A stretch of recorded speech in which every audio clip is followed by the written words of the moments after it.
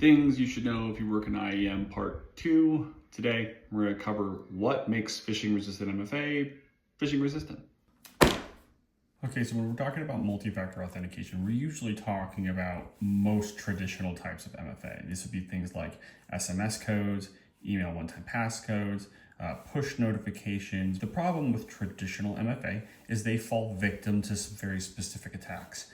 We start talking about phishing-resistant MFA, we start talking about these categories of multi-factor authentication. So these operate on a very specific type of system, which we call public-private key pairs or asymmetric keys. What this means is that we get the benefit of having a private key that is stored securely on the system.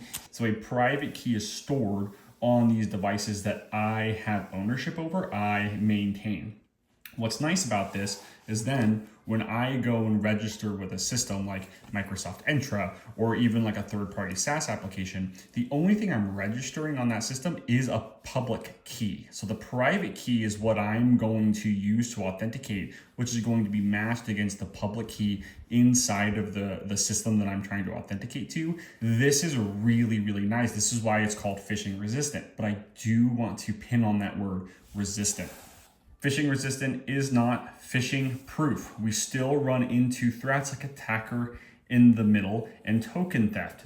This is where we get into that concept of defense in depth. We have to have other layers. So like conditional access policies in Microsoft Entra, where maybe I now also have to require device trust or a geofencing. I require to be logging in from a specific location.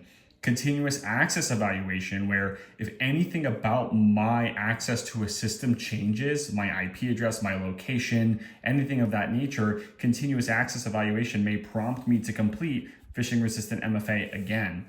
Session lifetime. Maybe I only want my tokens to last a specific period of time so that I am going to be forced to re-authenticate after a period. And then something like ITDR or identity threat detection and response, having a system that's looking for patterns in how I authenticate to then identify potential threats and then block me from logging in, revoke my session, something like that on our behalf. We see this a lot in the Microsoft XDR, specifically Microsoft Defender for Identity if you're still in a hybrid scenario. As organizations like Microsoft continue to push things like their Secure Future initiative, you're going to see passkeys roll out everywhere.